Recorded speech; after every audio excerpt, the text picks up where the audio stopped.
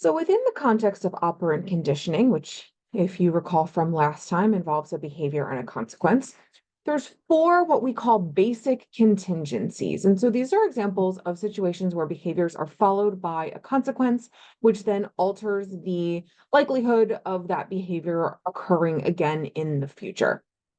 So there's four sort of basic contingencies. You've probably heard of them: positive reinforcement, negative reinforcement, positive punishment, negative punishment. Let's break down those terms and think about what they mean, and then we'll kind of put everything back together. So here's just a chart that shows what this all means. If you look across the top, we see the future direction of the behavior. Does it increase? Does it decrease? And then we see whether we're adding something to the situation or removing it from the situation. When we put all of those together, it creates the four basic contingencies. But hold that thought for a minute.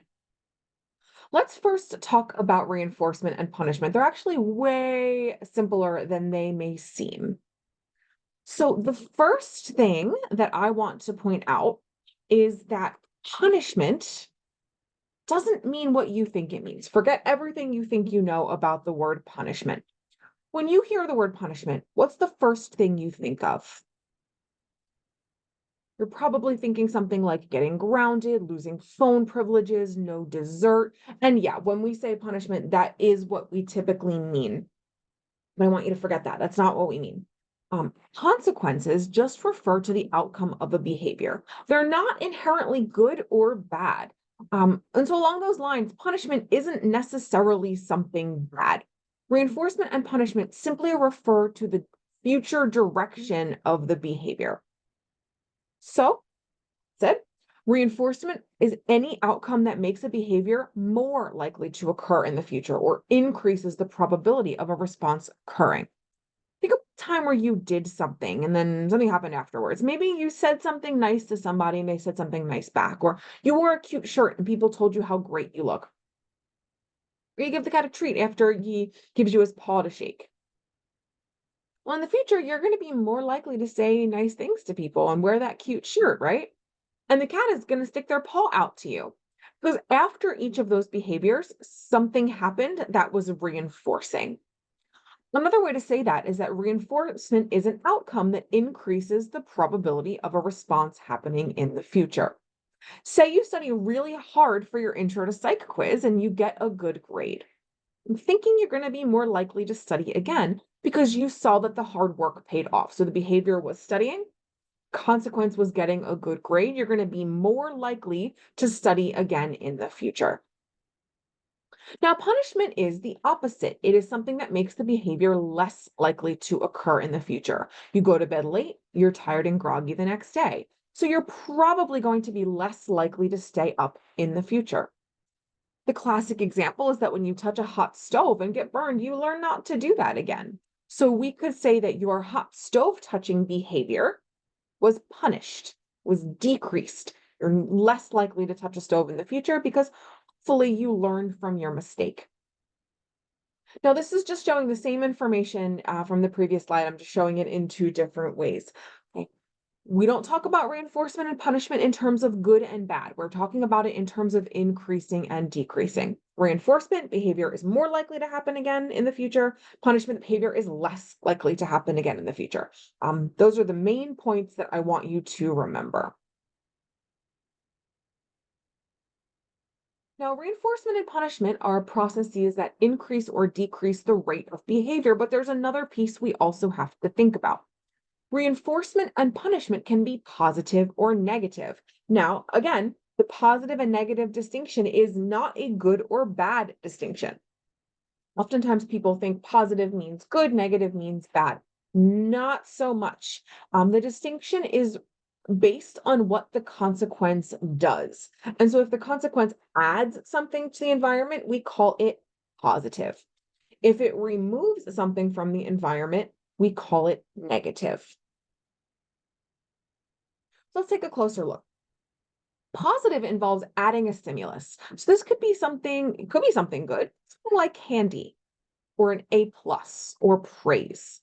But it could also be something bad, like a spanking or a spray from a water bottle or a reprimand. So I don't even like thinking about it in terms of good or bad. All that matters is, have we added something? Have we introduced something that wasn't there before? Or have we removed something that was there before? If we've added something, it's positive.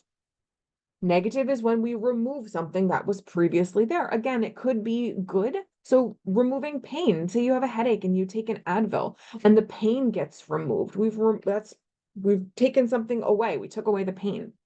Or it could be something sort of conventionally bad, like removing a toy, or taking away a privilege. I just noticed that my video is frozen. I'm going to stop it and see if that gets it to start again. So negative simply means that you're removing something from the environment.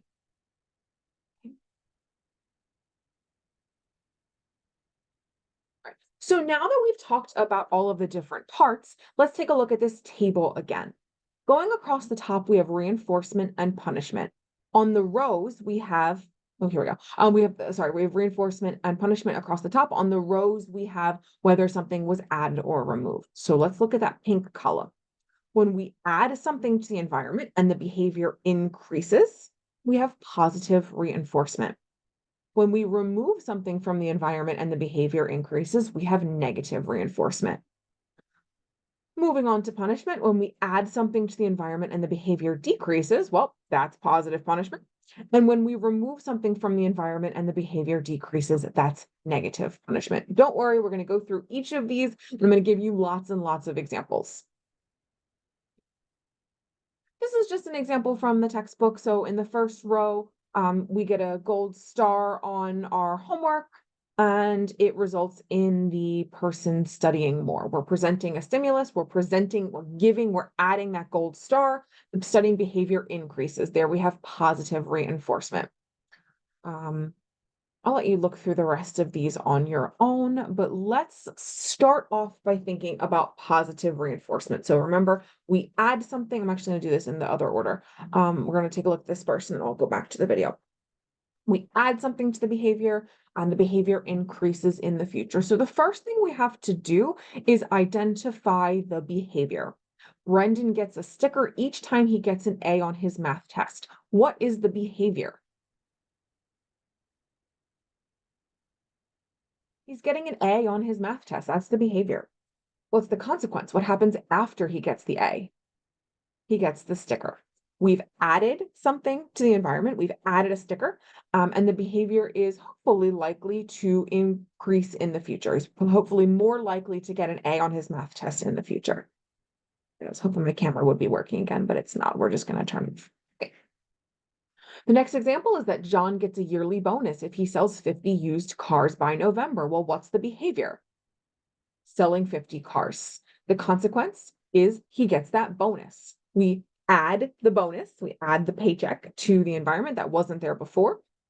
It makes the behavior more likely to increase. He's going to probably try and hustle and sell those cars again next year because he wants access to that bonus. Therefore, we've added something that makes the behavior increase, positive reinforcement.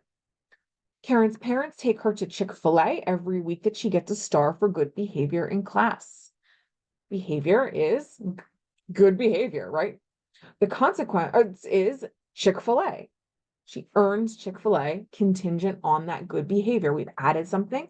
Hopefully she's going to be more likely to work for that star next week. Lisa gets to be the classroom helper if she completes the bonus homework. Completing the bonus homework is, in fact, the behavior. And the consequence is getting to be the classroom helper. These are all examples of positive reinforcement. Now, I don't know if any of you are fans of the Big Bang Theory, but let's go back a second.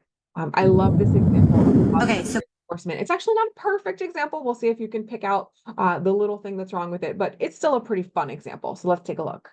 Kim, the night manager, went on maternity leave, and her husband's name is Sandy, right? So get this. Her replacement is a woman named Sandy whose husband's name is Kim. Wow. I know. What are the odds? odds? Easily calculable. We begin by identifying the set of married couples with unisex names. We then eliminate those unqualified for restaurant work, the aged, the imprisoned, and the limbless, for example. Next, we look at the set of people Sheldon, it's an amazing coincidence. Can we leave it at that? I'm sorry. Oh, Penny, it's as if the Cheesecake Factory is run by witches. Sheldon, it's as if you don't think I'll punch you. Come on, you guys, let it go. Fine, whatever.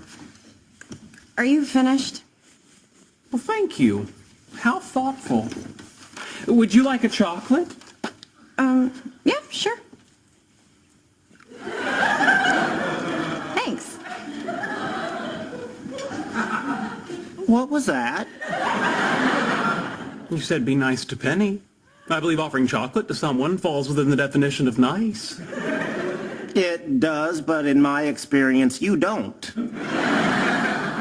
There are more things in heaven and earth, Horatio, than are dreamt of in your philosophy. That's you, obnoxious and insufferable. Oh, sorry, Sheldon. I almost sat in your spot. Did you? I didn't notice. Have a chocolate. Thank you. You're here a lot now. Oh, am I talking too much? I'm sorry. Zip. Thank you. Chocolate? Yes, please.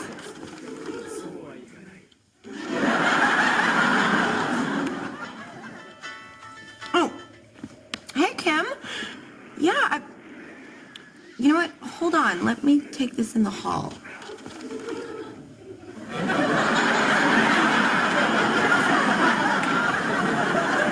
You'll never guess who they got to replace you with. Okay. I know what you're doing. Really? Yes. You're using chocolates as positive reinforcement for what you consider correct behavior. Very good. Chocolate? No, I don't want Gary's a fun show, and I do like how they show positive reinforcement. The only thing, it's not exactly right. Typically, when we talk about using positive reinforcement, we would identify a specific behavior. Sheldon was sort of using it broadly for what he considered good behavior, but it was still funny. It still worked. Okay. Switching gears now, let's talk about negative reinforcement. So if you remember, negative means that we have removed something from the environment. Reinforcement means that the behavior is going to increase. So again, we start by identifying the behavior and the consequence. Daryl gets a homework pass if he gets an A on 3 consecutive math tests. What behavior did Daryl engage in? Well, he got an A on 3 consecutive math tests. So presumably it's the studying to get those A's. What happened after the behavior? He got a homework pass. We've removed something from the environment and we've taken that homework away. The homework pass means that he gets to not do homework. We remove the homework from the environment. That's typically something that people will work harder for. And so we see the studying behavior likely to increase in the future. Harris gets to go home early for a month if he sells 50 used cars by November. What behavior did Harris engage in? Selling those 50 cars. The consequence after he sold those 50 cars was that he got to go home. We have removed work. He got out of work. That is what makes it reinforcement. He's likely to increase that behavior in the future. Aria gets to not eat her vegetables every week that she gets a star for good behavior in class. The behavior is earning the star. The consequence is, I hope you guessed, not eating her vegetables. You would be correct. We're removing those icky veggies. And Maria gets to skip the weekly spelling quiz if she completes the bonus homework. The behavior is the bonus homework. The consequence is getting out of that spelling quiz. We remove the spelling quiz.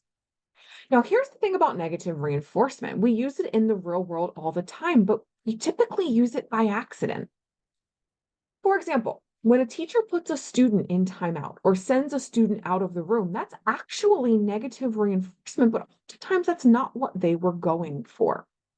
Why do we use timeout or suspension or sending a kid to the principal's office? Typically, it's because we want some sort of problem behavior to decrease. But here's the thing. What's happening is that we are removing something from the environment. Typically, it means we're taking the student away from the classroom or the school environment. Okay. So things like suspension and being sent to the principal's office often completely don't work for reducing problem behavior because usually problem behavior occurs when the child wants to get away from the situation. Say the work is too hard or they don't feel like doing it. They behave disruptively, so the teacher sends them out of class, but then they got exactly what they wanted, which was to get out of doing the work. Same thing with suspension. Oftentimes, kids act up because they don't want to be in school. Well, suspension just gives them exactly what they wanted. Okay.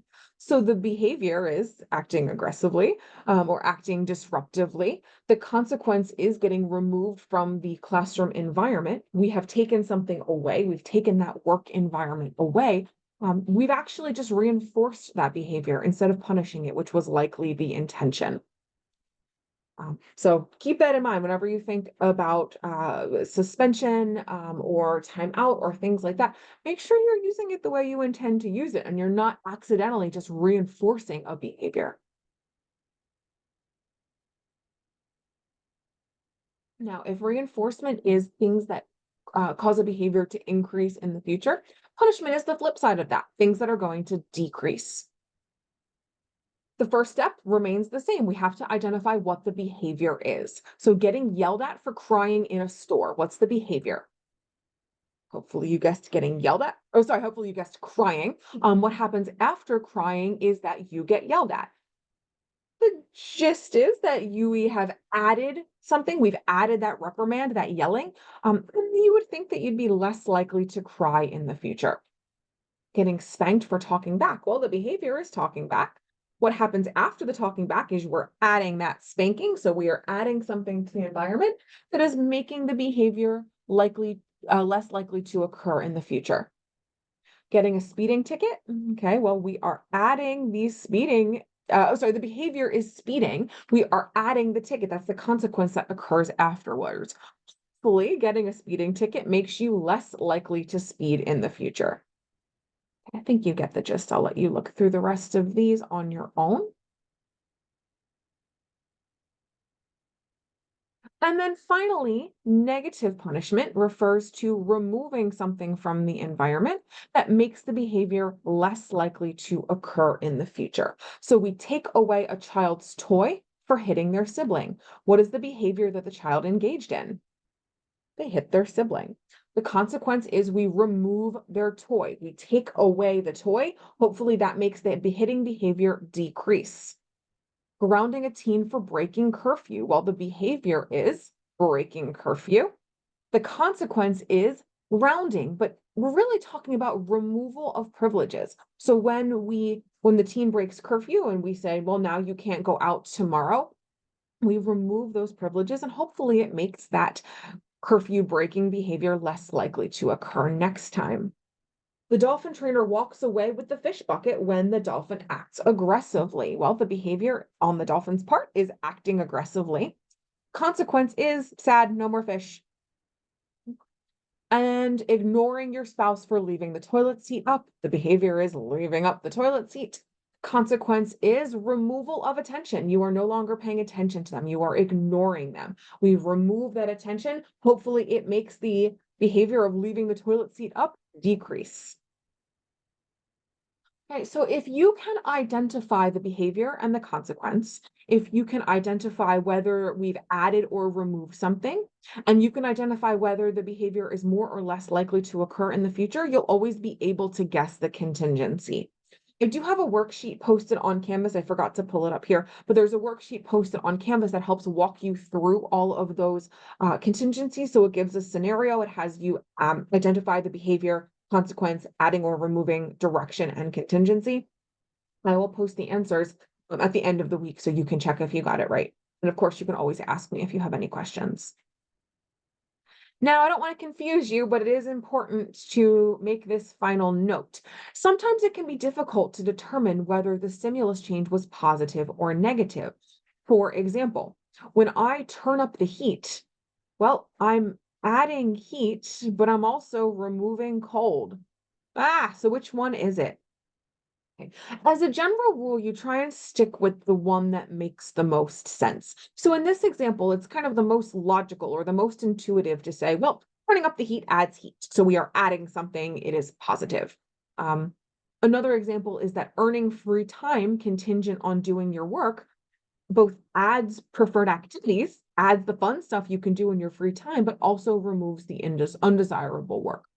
Don't stress yourself out too much. I just want you to note that sometimes there's more than one correct answer depending on how you phrase it. But as long as your logic is correct, as long as when you add something, you're calling it positive, when you remove something, you're calling it negative, you'll be totally fine. So just as long as you work through those steps, you should be okay. But of course, if you're confused or if you have questions, just let me know. And so in the next section, we're going to talk about some of the other aspects of operant conditioning. So let's leave it there for now. Hopefully I can get my camera working and I'll see you then.